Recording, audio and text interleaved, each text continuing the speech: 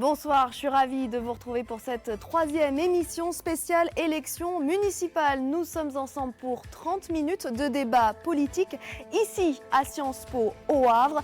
Et à 4 jours du premier tour, nous allons parler ce soir du scrutin à Port-Jérôme-sur-Seine, ville nouvelle créée en 2016 de la fusion de 4 communes.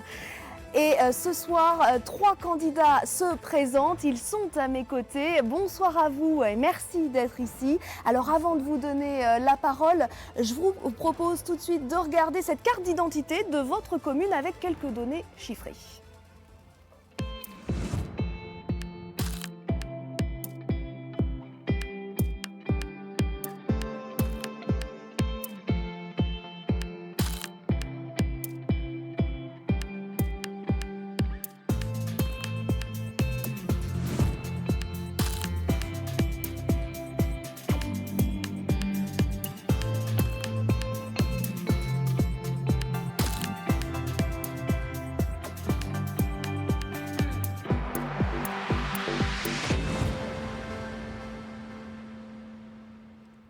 Alors, il est maintenant temps de vous connaître tous. Alors, première candidate, vous êtes une figure de la politique locale. C'est votre 5e campagne électorale pour ces municipales. Bonsoir, Marie-Odile Lecourtois. Vous êtes candidate communiste et vous menez une liste d'hiver gauche qui s'intitule « Pour une gestion sociale, humaine et démocratique ». Alors, face à vous, la maire sortante. Bonsoir, Virginie Carolo-Luttrau. Vous êtes candidate d'hiver centre et vous menez une liste sans étiquette qui s'intitule « Port-Jérôme-sur-Seine ensemble ». Et enfin, 3e et dernier candidat, bonsoir, Jean-Cyril Montier. Vous êtes donc candidat pour le Rassemblement national et votre liste s'intitule « À vos côtés pour Port-Jérôme-sur-Seine ». Voilà pour les présentations. Je vous propose tout de suite de passer au débat. Il s'articulera autour de 3 thèmes, l'après-Lubrizol, l'emploi et la commune nouvelle. Alors justement, comment vit-on aujourd'hui à proximité d'une zone industrielle telle que Port-Jérôme-sur-Seine avec des sites Céveso, Seuil-Haut? L'incendie de Lubrizol est forcément dans toutes les mémoires. On a posé la question aux riverains et je vous propose de les écouter. On en parle après. J'ai toujours vécu ici, j'ai passé mon enfance ici, j'ai jamais eu peur de... Depuis qu'on est dans les écoles primaires, même maternelles, on fait des exercices tous les ans sur le PPNM et autres, et donc je pense qu'on est assez informé sur la situation des usines. On ressent les odeurs beaucoup, mais bon, elle fait vivre beaucoup de gens, donc faut supporter les inconvénients d'à côté. Je ne me sens pas plus mal à l'aise à Port-Jérôme que n'importe où ailleurs, parce qu'il y a une raffinerie. Aucune crainte, non. Quand il y a un incident, ils l'informent sur leur page Facebook. Donc, je pense que c'est très bien suivi, on a des bons services de pompiers qui sont pas loin. On a les sirènes qui déclenchent Céveso, donc ça suffit. J'y travaille, donc je connais les conditions de sécurité, donc moi j'ai confiance. Alors on l'a entendu, les gens sont plutôt confiants, ils vivent avec cette zone industrielle. Alors Virginie Carolo-Luttrau, quand vous avez vu quand même ces images chez Lubrizol, qu'est-ce que vous vous êtes dit? Est-ce que vous vous êtes dit en matière de sécurité, on peut encore faire plus, nous, ici à Port-Jérôme-sur-Seine? Alors, je vous l'accorde, on peut toujours faire plus. Comme le disait la dernière habitante, c'est une confiance lucide qu'on mène depuis des années. On a été pionniers, ils l'ont dit, en matière d'alerte, les sirènes industrielles, prévenir les habitants par SMS et depuis 2014, avoir des messagers, plans de prévention et d'intervention qui vont directement chez les habitants, expliquer les consignes de sécurité, mais aussi relever les SMS pour qu'on puisse communiquer assez rapidement. On a un passé de sécurité industrielle connu. Vous le voyez, les gens sont rassurés aussi parce que tous les ans, on organise la semaine de la sécurité. Les industriels font une enquête de perception et ça nous permet de réajuster la communication et les outils mis en place, réseaux sociaux. Mais plus loin, nous serons demain demandeurs. J'ai déjà écrit au ministère pour avoir la diffusion cellulaire. Ce qui me paraît essentiel, c'est de répondre rapidement aux interrogations. Telle sirène, tel bruit, qu'est-ce qui se passe? Et la fumée de Lubrizol aurait pu très bien se faire aussi sur notre territoire. Donc dans la mesure où nous n'avons pas la diffusion cellulaire, je crois qu'il y a encore un manquement. Mais ça ne dépend pas de nous. C'est une directive européenne de 2018 qui n'est pas encore retranscrite en droit français. Je profite de votre plateau pour redire encore une fois, je souhaite qu'elle soit testée à Gravenchon et Port-Jérôme-sur-Seine pour l'exercice grandeur nature que nous organisons à mon avis, un peu avant l'été 2020. Et c'est aussi les exercices consécutifs dans les écoles tous les ans et de temps en temps, malheureusement pas assez souvent à mon goût, avec confinement de la population, qui nous permettent d'avoir les bons réflexes. Alors, le message est passé. Marie-Odile Lecourtois, sur ce sujet, vous en parlez justement dans votre programme. Il faut plus de communication. Oui, effectivement. Donc, je vous retransmets notre appréciation. L'explosion chez Lubrizol à Rouen le 26 septembre a naturellement provoqué une sérieuse préoccupation parmi la population, ce d'autant que la direction était informée des faiblesses de son système de sécurité. Cette situation nous interpelle aussi parce que la direction n'a pas communiqué avec la population. Il faut imposer une réelle politique de transparence sur ce qui se passe dans de telles entreprises à risque parce que, notamment, nous ne voudrions pas que cela se reproduise. Je voudrais relever une inquiétude exprimée par la presse le 9 décembre 2019 lorsqu'elle souligne qu'il n'y aurait pas, j'ouvre les guillemets, assez de pompiers présents sur le site Exxon en cas d'incident. Et j'ajoute qu'un rapport devant être publié sur les conséquences d'un incendie qui a eu lieu en 2018 dans l'enceinte de l'usine Exxon n'a pas été porté à la connaissance du public en raison de l'accident survenu chez Lubrizol. Enfin, nous voudrions savoir si les produits qui n'ont pas brûlé chez Lubrizol sont effectivement maintenant stockés sur notre zone industrielle. À partir de nos propres expériences et connaissances, et en nous appuyant sur les travaux des commissions parlementaires et sur l'enquête menée par l'association UFC Que Choisir, nous formulons 3 positions. Premièrement, nous exigeons davantage de contrôle de transparence et de vigilance sur les moyens déployés par les industriels pour assurer la sécurité des salariés qui y travaillent et celle des habitants vivant à proximité.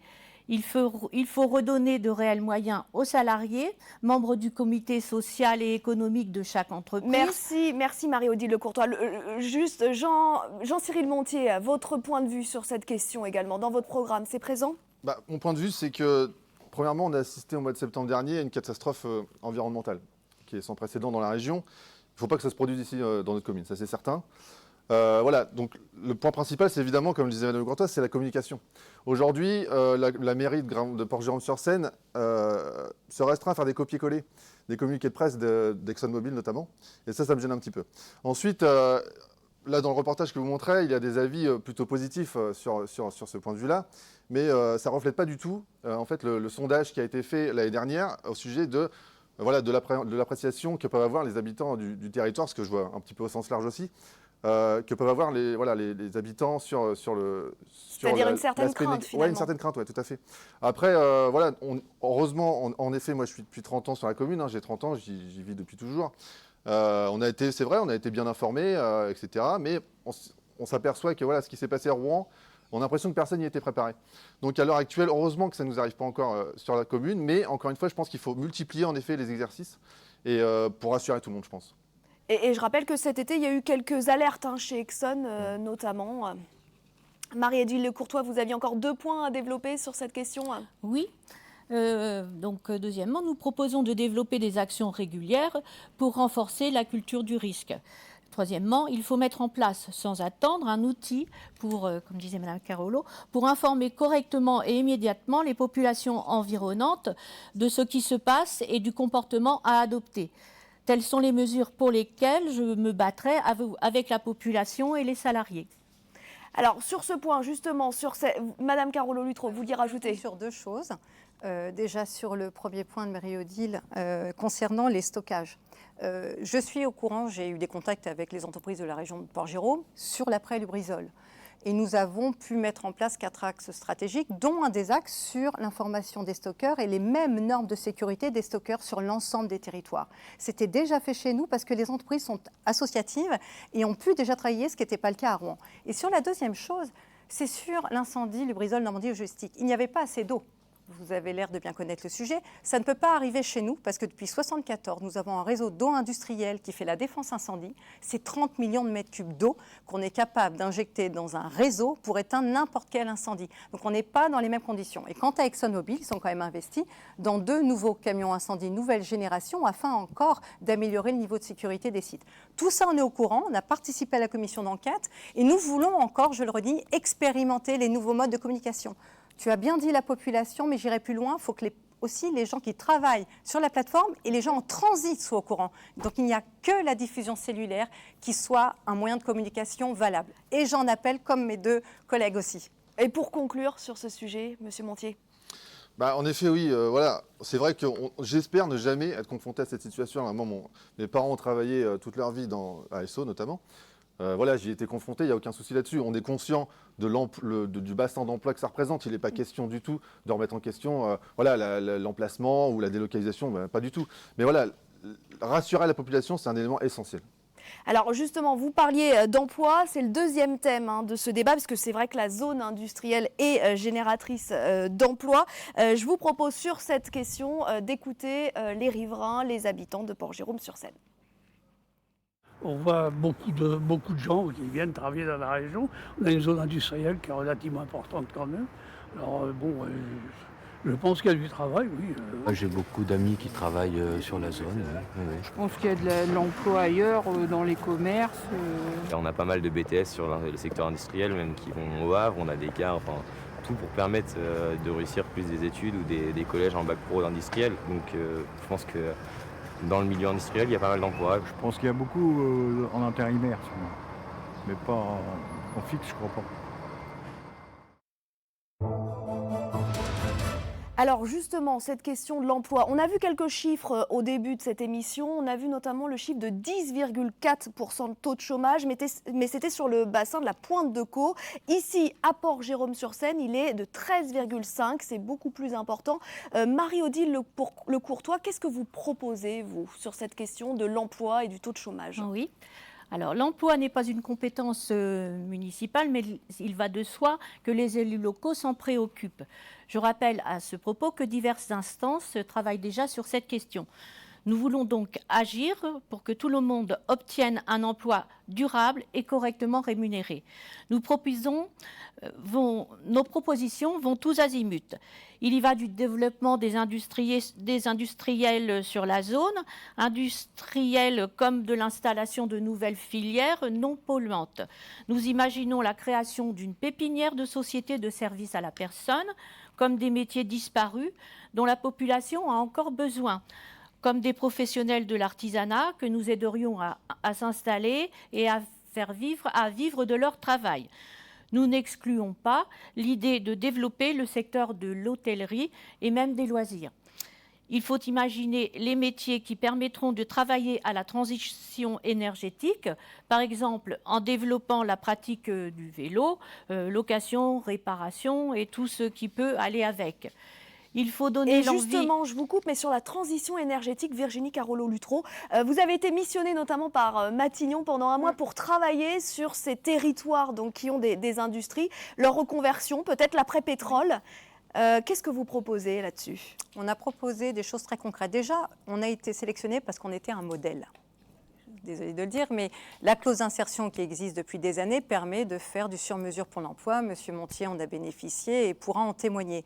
Nous avons aussi, sur l'idée de Marie-Odile, c'est déjà en cours, c'est le pôle d'économie sociale et solidaire et le PESPEPA qui permet de retrouver des anciens métiers, des services à la population qui n'existent pas, qui remettent des chômeurs longue durée sur le marché de l'emploi et surtout sur la sociabilisation. Oui, mais ce territoire de zéro chômeur de longue durée, il est en expérimentation justement. Exactement, et nous, pour nous, c'est très intéressant. C'est-à-dire qu'on doit gérer le grand écart entre accompagner les industries, faire en sorte qu'elles restent sur le territoire et développer une nouvelle filière. Hydrogène, c'est très concret, c'est une installation sur Port-Jérôme 2.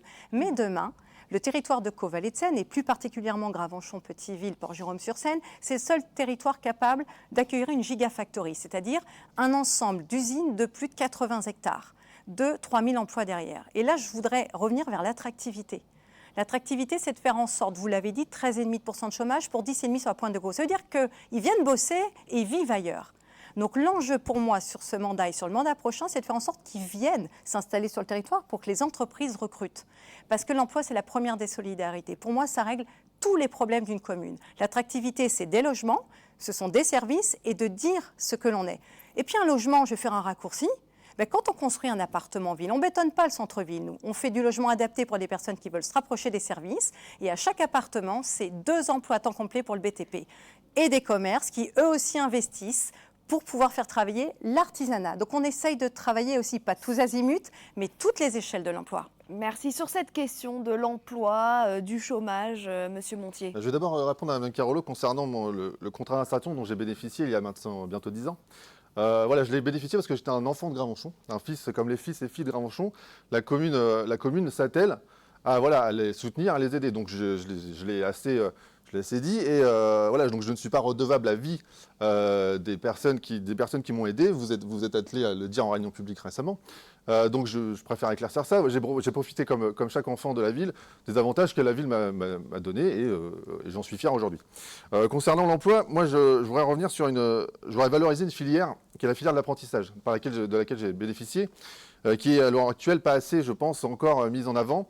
On a la chance de vivre sur un territoire qui est enclavé entre le plateau de Caux, le côté agricole et puis le côté industriel de la zone de Port-Germain-sur-Seine. Donc je pense que les secteurs est plutôt bénéfique dans ce sens-là et puis les emplois existent.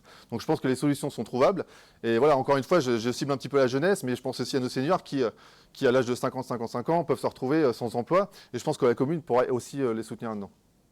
Alors, je crois qu'on peut répondre aussi là-dessus, puisque sur ce mandat, on a réussi à installer un nouvel îlot professionnel, celui d'ExxonMobil, au sein de Coubertin, qui permet l'apprentissage et l'alternance après avoir installé Revima et EDF. Ça nous permet d'avoir directement des industriels qui forment les élèves. La reconversion professionnelle tout au long de la vie, je rejoins complètement M. Montier, c'est encore un manque.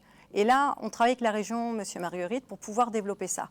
Enfin, il n'y a pas que ça. Si vous voulez que les gens travaillent sur le territoire, il faut aussi des crèches à horaires décalés. Et nous montons un projet actuellement avec le CHI ExxonMobil. Et rendre le territoire attractif, notamment par, vous le disiez précédemment, par les travaux en entrée de ville, les commerces. Oui. Là-dessus, sur ce sujet, M. Montier.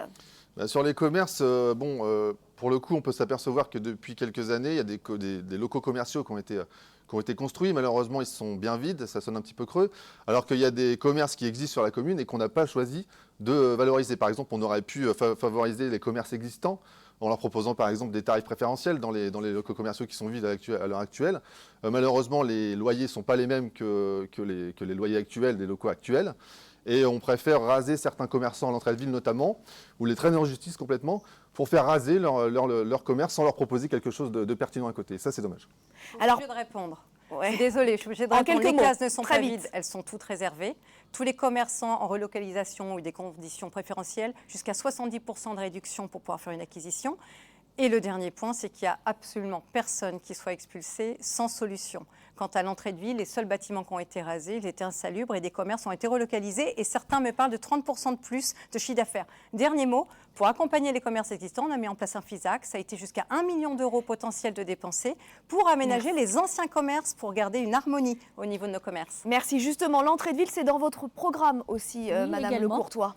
Nous voulons que cette entrée de ville soit attractive et permettre aux personnes de passage de venir dans notre centre-ville et pourquoi pas y rester, rester sur notre ville. De consommer. Voilà.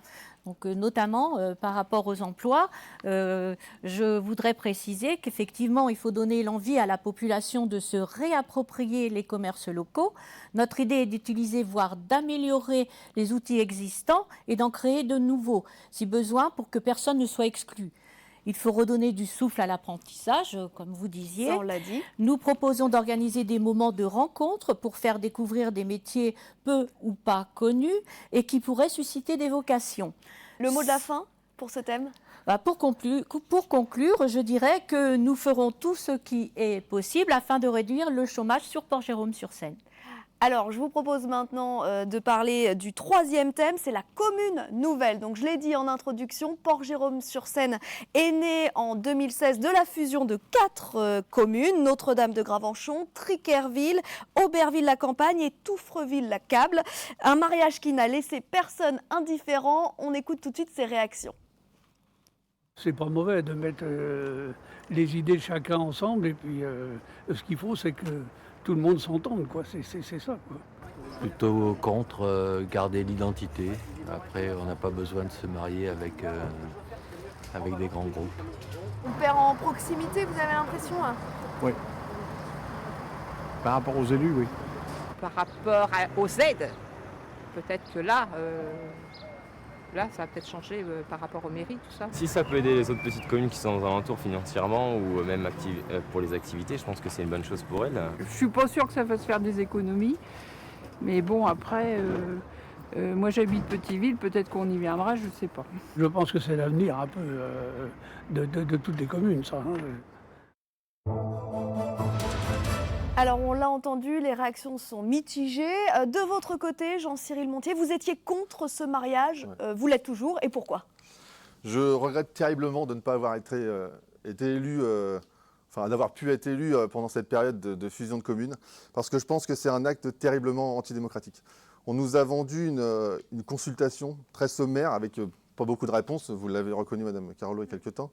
Je trouve ça dommageable parce que voilà, encore une fois, c'était une décision qui remet en jeu beaucoup de choses et notamment l'identité à laquelle je suis particulièrement attaché, l'identité de chaque commune.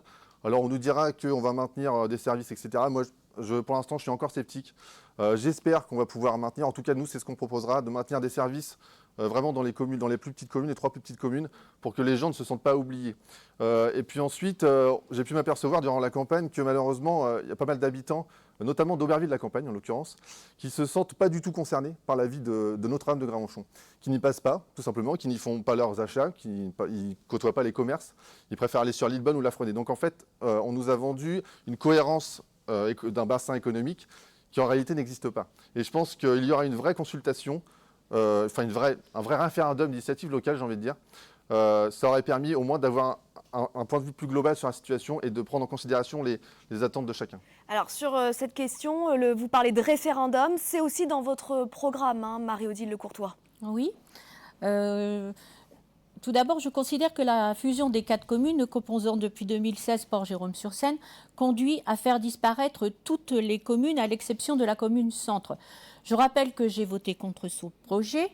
Je pense en particulier au désengagement de l'État et à la baisse dramatique des dotations financières. Pendant ce temps-là, on ne touche pas à l'impôt sur la fortune ou encore aux aides financières accordées aux entreprises qui font du profit ou licencient. 2 principes fondamentaux doivent animer notre réflexion. La Constitution consacre la libre administration des communes comme un principe essentiel de notre République décentralisée. La commune est l'institution dans laquelle nos concitoyens ont le plus confiance. Les communes sont donc les cellules de base de la démocratie et leur coopération ne peut être que voulue et non imposée. Mais on pourrait se poser plusieurs questions. Quelle est la légitimité du vote des conseils municipaux, puisque cette question n'avait pas été prévue lors des programmes municipaux de 2014 ? La fusion aurait-elle eu sans la carotte du gel de la baisse des dotations ? A-t-on réellement connaissance de l'opinion des habitants des 3 villages ? Le résultat du questionnaire d'avant 2016 a-t-il été publié ? Ne peut-on pas craindre une augmentation de l'abstention aux élections municipales dans les villages ? Qu'en est-il réellement des économies annoncées ? Enfin, avec la fusion, les villages ne sont plus des collectivités territoriales, mais deviennent des coquilles vides. Alors, sans aucun pouvoir de décision. Sur Il toutes ces fallait questions, demander Virginie l'avis. Carolo-Lugo, vous allez pouvoir Ils répondre vont justement. être vexés dans les villages. Il fallait demander l'avis des électrices et des électeurs, comme on le fait pour toutes les élections. C'est ce que nous aurions fait. Et Nous l'avons justement, fait, voilà. qu'est-ce que vous répondez Alors, à Madame on Lecourtois? l'a fait sous forme de questionnaire qu'on a distribué à tout le monde. On a reçu peut-être pas assez de réponses à notre goût, à tout le monde, dans toutes les boîtes aux lettres. C'est la Poste qui l'a distribué. Ça va distribuer alors. Bah, Allez-y, je vous laisse mettre de vos propos. En tout malheureusement, cas, c'est un fait. je pense au village. Tricarville, réunion publique pour parler de la commune nouvelle, 150 personnes. C'est-à-dire qu'on avait tous les foyers. C'est facile à compter. Certainement moins sur Gravenchon, je vous l'accorde. On a non seulement posé la question de oui ou non commune nouvelle, quel inconvénient, quel avantage et quelle qualité de service public vous voulez voir progresser. On a eu un questionnaire très qualitatif. À la fin, on a même demandé le nom de la commune. Maintenant, on peut parler au cœur des habitants, cette perte d'identité, ils peuvent la ressentir et je peux parfaitement le comprendre. Moi, la première, je fourche encore régulièrement. Vous savez, Gravenchon, ça date de 1825 seulement. Et oui, si vous voulez, Monsieur Montier, Notre-Dame de Gravenchon date de 1825, jusqu'en dans les années 60, on disait encore vous êtes de Saint-Georges ou Notre-Dame. Donc ça, le cœur, on n'a pas vraiment de prise là-dessus. Sur la forme, cette commune nouvelle a encore des maires délégués, avec un pouvoir financier et de décision sur l'urbanisme, le foncier, tous les habitants et toutes les associations indépendantes. On ne fait ensemble que ce qui est cohérent. Et finalement, cette fusion de communes nouvelles n'est que le résultat, contrairement à ce que pense Monsieur Montier, parce qu'il le pense. Il n'a pas vraiment interrogé les habitants, je ne l'ai pas vu depuis 2 mois sur le terrain.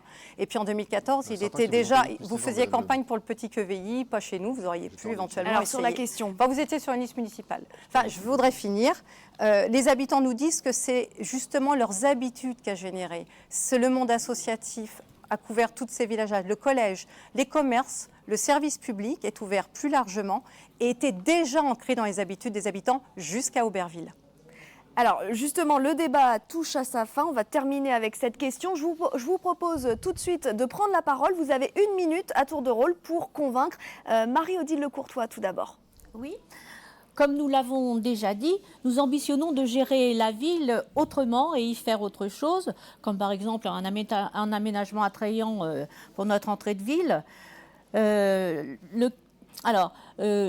vous renvoie à notre programme, lequel identifie tous les projets que nous envisageons, humains et démocratiques. La discussion de ce soir a montré à quel point nous sommes attachés au travail avec la population et pas seulement à l'information. Nous voulons que tous les villageois se sentent bien dans leur commune. J'affirme qu'avec mes colistiers, je pratiquerai une démocratie participative, active et directe. Et j'aurai recours, chaque fois que cela sera nécessaire, au référendum d'initiative municipale. Dimanche prochain, il vous est possible de provoquer l'événement en élisant notre liste de gauche pour une gestion sociale, humaine et démocratique. Merci beaucoup à vous, Virginie Carollo. Je vais m'adresser à ma concitoyen. Dimanche 15 mars, vous allez voter pour vos élus locaux, pas nationaux, et je vous demande de ne pas vous tromper. Notre équipe s'engage autour de 3 axes. Le premier, c'est la transition écologique et énergétique. C'est juste faire en sorte que la planète soit épanouissante pour nos enfants, en adaptant la ville, les services publics, mais aussi votre quotidien pour faire face aux enjeux majeurs. Et comme le disait Martin Luther King, nous allons le faire avec ténacité et responsabilité. Il le disait lui-même, même si l'on m'annonçait la fin du monde pour demain, je planterai quand même un pommier. Le deuxième axe, c'est l'attractivité. Il est évident que nous devons développer notre commune qui est reconnue. Je suis fière de ce territoire, je suis fière des entreprises qui recrutent. On rayonne, d'ailleurs on est en débat aujourd'hui, c'est qu'on a gagné en notoriété. Et puis vous savez, le porte-à-porte depuis 2 mois, les gens me disent qu'il fait bon vivre à Port-Jérôme-sur-Seine. De 0 à 108 ans et je salue ma doyenne au passage. Le dernier axe, c'est la proximité. Nous sommes des élus que vous connaissez et nous vous connaissons. Nous n'avons pas eu besoin de mettre des 2e, 3e prénoms pour pouvoir compléter une liste et se cacher derrière cela. Nous sommes à vos côtés, soudés, motivés. Nous sommes des élus qui sont capables de prendre un café avec vous pour parler de vos problèmes et trouver des solutions et de faire le grand écart pour défendre les dossiers au niveau national. Je l'ai fait, j'ai tenu tête à des ministres sans idéologie et sans complexe et je le ferai. C'est ma promesse d'un Port-Jérôme ensemble pour vous. Merci beaucoup à vous, Monsieur Montier. Chers amis, le choix qui vous est proposé ce dimanche 15 mars, il est clair. C'est soit continuer avec une politique d'expansion, toujours plus d'expansion, déraisonnée, soit la perte de votre identité et donner le pouvoir à des gens qui favorisent les connivences et qui favorisent aussi le donner aux autres plutôt qu'aux nôtres. Si vous faites le choix du renouveau et de la transparence, avec notre liste la plus jeune, la plus dynamique et la plus courageuse, celle qui répondra à vos problématiques du quotidien et qui portera la voix de ceux qu'on n'entend pas beaucoup et qui ont beaucoup de choses à dire. Soyez-en sûrs, les élus Rassemblement National ne seront pas là pour faire de la figuration et ils s'engagent pour les 6 ans à venir à rester quoi qu'il arrive à vos côtés. Merci à vous trois, merci pour ces échanges. C'est l'heure, le débat se termine. Merci aussi aux équipes techniques mobilisées sur cette émission, à l'antenne Avraise de Sciences Po de nous avoir accueillis pour ces 3 émissions et à vous aussi téléspectateurs. J'espère que ces débats vous auront éclairé. Ne manquez pas dès dimanche soir notre soirée spéciale élection municipale spéciale premier tour en direct sur France 3 Normandie. Très belle soirée à tous. Merci.